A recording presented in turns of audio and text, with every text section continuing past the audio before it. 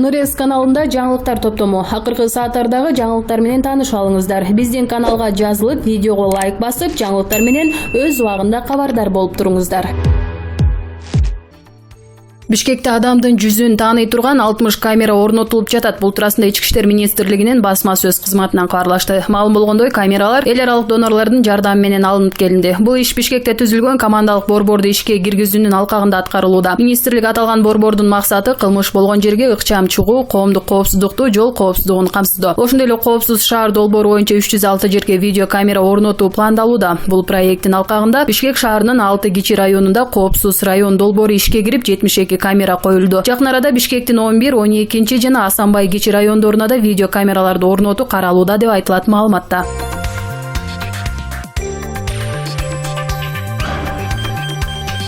Өткөн аптада жогорку кеңештин эл өкүлдөрү, эл өкүртөрлөрү аркар кулжаларды атууга тыюу салуу боюнча аңчылыкка 10 жылга чейин мораторий жарыялоо тууралуу мыйзамды четке кагышты. Коомчулук булардын бул кылыгына Жиндери Кашаев, фракциянын лидери Турускулов жыргал баш болуп кайберен тоо текелерибизди кырып атышса эмне арга кылабыз? Булар кой эмес, чыныгы чөөлөр. Буларды бирден эле душман деп жарыялоо керек. Буларды бирден эл душманы деп жарыялоо керек. Жерди сатышты, кенди сатышты, мөңгүнү сатышты. Эми тоо теке кайберен калды да аны атып жок кылышсын. Анан Сагынбек Момбеков ырдагандай колтугунун жүнүн сатсын деп каргап шилеп жатып калышты. Булак факт кейжи.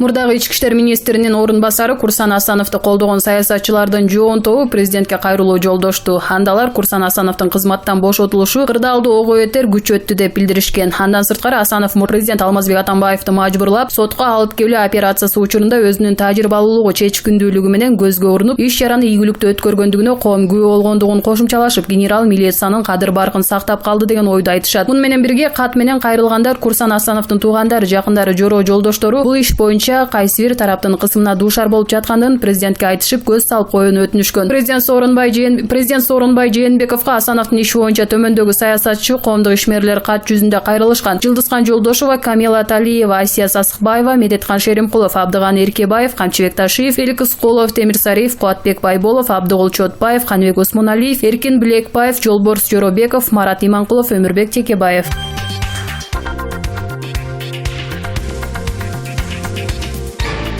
ЖЭБти модернизациялоодогу жемкорлук фактысы боюнча кылмыш ишине катыштыгы барлар 15 жылга чейин эркинен ажыратылышы мүмкүн. Бул тууралуу 24 KG агенттигинде өткөн маалымат жыйынында жактоочу Нурбек Токтакунов билдирди. Анын айтымында, эгер сот айыптоочу өкүм чыгарса, коргоочу тарап жогорку инстанцияга арызданат. Эгер айыптоочу өкүм чыга турган болсо, биз кайра арызданабыз. Соттордун адилетсиздиги коомдо чыңалууну жаратууда. Өмүрбек Текебаевди башламандык боюнча соттоп жатышканда, көптөгөн тергөөчүлөр менен судьялар мыйзам буза баштаган. Алар эгер Сапар Исаков опер кызматкерлеринин рапорту боюнча отургузулган болсо, ошондой кыла берсе болот деп ойлоп жатышат, деди жактоочу. Эске сала кетсек, эксперттердин тыянагы боюнча Бишкек ЖЭБин модернизациялоо долбоорун даярдоо, кол коюу жана ишке ашыруудагы коррупция фактысынан мамлекетке 5 миллиард 439 миллион сом көлөмүндөгү зыян келтирилген. Мындан улам мурунку премьер-министр Сапар Исаков, экс-премьер-министр Жантөрө Сатыбалдиев, жогорку кеңештин депутаты Осмонбек Артыкбаев, Улуттук энерго холдингдин мурунку башчысы Айбек Калиев, электр станциялары ишканасынын мурунку башкы директору Салайдин Авазов, Улуттук энерго холдингдин башчысынын мурунку орун басары Жолдошбек Назаров, Бишкек ЖЭБин модернизациялоо башкарма тобунун директору Темирлан Биримкулов жана мурунку финанс министри Ольга Лавроваларга кызмат абалынан кыянаттык менен пайдалануу жана коррупция боюнча айып тагылууда.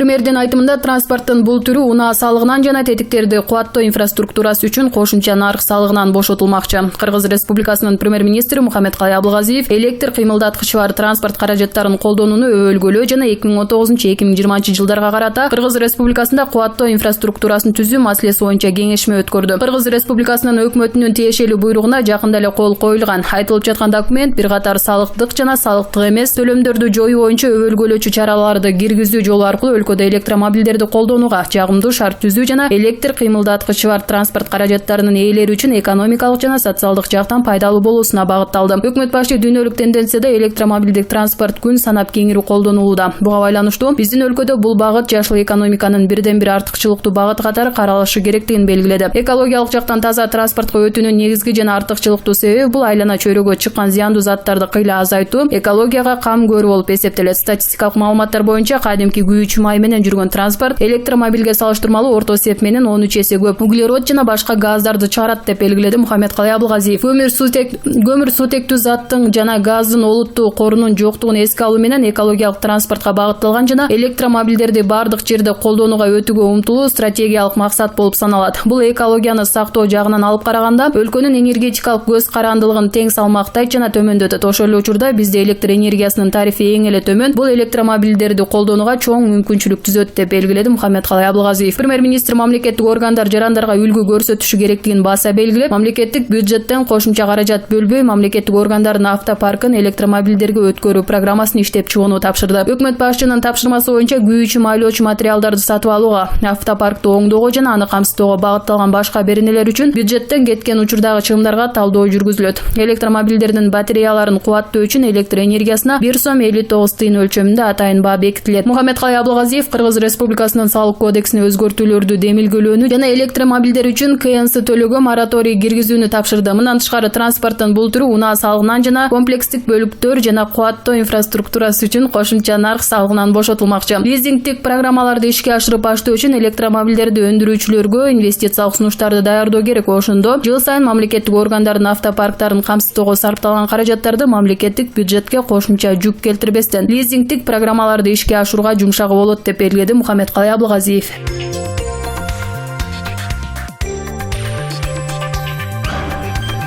Соңку 9 жылда Кыргызстанда автомашиналардын саны 3 эсе көбөйдү. Бул тууралуу мамлекеттик каттоо кызматы кабарлады. Мекеменин маалыматына караганда 2010-жылы 444 миң машина катталган болсо, бүгүнкү күндө 1 миллион 348 миңге жетти. Милиция автопарк көбөйгөнү менен жол инфраструктурасы жакшырбай жатканын, ошонун айынан жол кырсыктары көбөйгөнүн белгилөөдө. Ири шаарларда абал айрыкча оор. Бишкекте мисалы жолдор 40 миң машинага ылайык болсо, 420 миң машина катталган. Бир суткада 7 миң машинага ылайыктуу курулган Бишкек Торгарч жана Балыкчы-Ананьева Каракол жолдору аркылуу 40 миң автотранспорт каражаты каттап жатат. Ички иштер министрлигинин басма-сөз кызматы тараткан маалыматка ылайык, ушул жылдын алгачкы 9 айында Кыргызстанда 4694 жол кырсыгы катталды. Бул өткөн жылдын ушул мезгилине салыштырганда 12,3%га көп.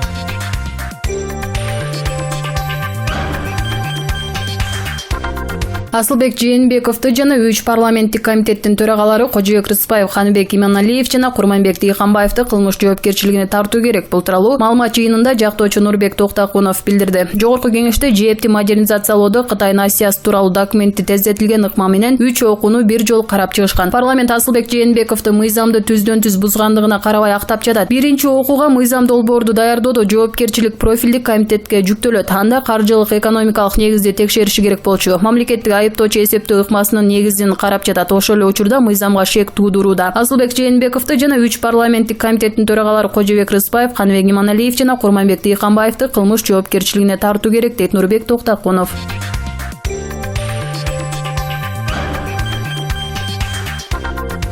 ЖЭП маселесинде экс-төрага Асылбек Жээнбековдун жана комитеттин жетекчилеринин жоопкерчилиги бар. Бул тууралуу Сапар Исаковдун жактоочусу Замир Жошев бүгүн 29 октябрда маалымат жыйын учурунда билдирди. Анын айтымында КСДПнын саясий кеңешинин өкүлү Темирлан Султанбеков дагы Асылбек Жээнбеков жогорку кеңештин регламенти жөнүндө мыйзамды бузган деп эсептеп, башкы прокуратурага кайрылган. Бишкек ЖЭП боюнча макулдашууну ратификациялоону караган мыйзам парламентте кеминде 1,5 айда каралышы керек эле. Бирок парламент мыйзамды бир эле күндө регламент жөнүндө мыйзамдын 55-беренесин одоно бузуп кабыл алып койгон. Буга байланыштуу КСДПнын саясий кеңешинин өкүлү Темирлан Султанбеков жана кесиптеши Нурбек Токтакунов башкы прокуратурага кайрылган. Башкы прокуратура Асылбек Жээнбековдун ЖЭП ишиндеги жоопкерчилигин териштирүүдөн баш тарткан, деди жактоочу Замир Жошев. Эске салсак, 2018-жылдын кыш айларында ЖЭПтеги авариядан соң Бишкек бир жума бою жылуулуксуз калган. Териштирүүдөн кийин оңдоп түзөө иштеринде коррупция бар экени аныкталып, кылмыш иши козголгон. Учурда УКМКнын тергөө абагында Жантөрө Сатыбалдиев, Сапар Исаков, парламенттин депутаты Осмонбек Артыкбаев, Салайдин Авазов жана Айбек Калиев сымал жогорку даражадагы мамлекеттик кызматкерлер олтурат. Алардын баары коррупция жана кызмат абалынан кыянаттык менен пайдалануу деген беренелер менен айыпталууда.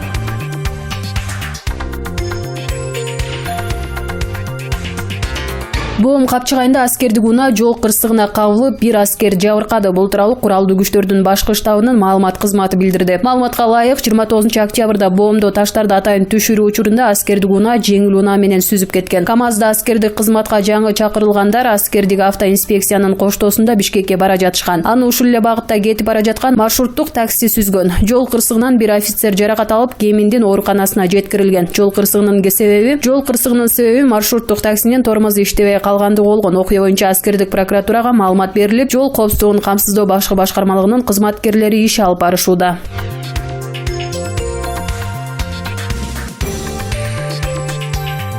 Өткөн аптада Жогорку Кеңештин депутаты Айнур Алтыбаева ундун наркы 2 эсе жогорулаганы жөнүндө айткан. Айтып оозун жыйгыча өкмөттүн маалыматтык камсыздоо бөлүмдөгүлөр андай эмес, мындай деп унга болгон бааларды тизмектептир. 2018 жылдын 1-октябрында республика боюнча 1-сорттогу 1 килограмм ундун баасы орто эсеп менен 23,7 сомду түзгөн. Учурда 2019 жылдын октябрь айында республика боюнча 1-сорттогу 1 килограмм ундун наркы орто эсеп менен 28,1 сомду түзүүдө. Ошентип 1 жылдын ичинде 1-сорттогу 1 килограмм ундун чекени 18,4% жогорулады. 2018 жылдын октябрь айында республика боюнча 2-сорттогу 1 килограмм ундун баасы орто эсеп менен 17,7 сомду түзгөн. Учурда 2019 жылдын октябрь айында республика боюнча 2-сорттогу 1 килограмм ундун наркы орто эсеп менен 20,3 сомду түзүүдө. Ошентип 1 жылдын ичинде 2-сорттогу 1 килограмм ундун чекени баасы 14,8% жогорулады. Баага карата жүргүзүлгөн анализ ундун чекени баасы 2 эсе жогорулады деген маалымат чындыкка дал келбешин күбөлөндүрөт дептир. Сөзсүз эле 2 эсеге кымбатташ керекпи? 30% кымбаттаганы чында. Бул тууралуу Кыргызстандык тегирменчилер бирикмесинин төрагасы Рустам Жунушев билдирди. Пенсияга 300 кошуп, ундун баасын 300 сомго кымбаттатып койдуңар, ушул туурабы? Же Шайки Төрөбаев, Турсунбеков баш болгон тегирменчилердин капчыгын кампайталы деп жатасыңарбы? Антимонополия каякты карап турат деп факты KG Гезити жазып чыкты.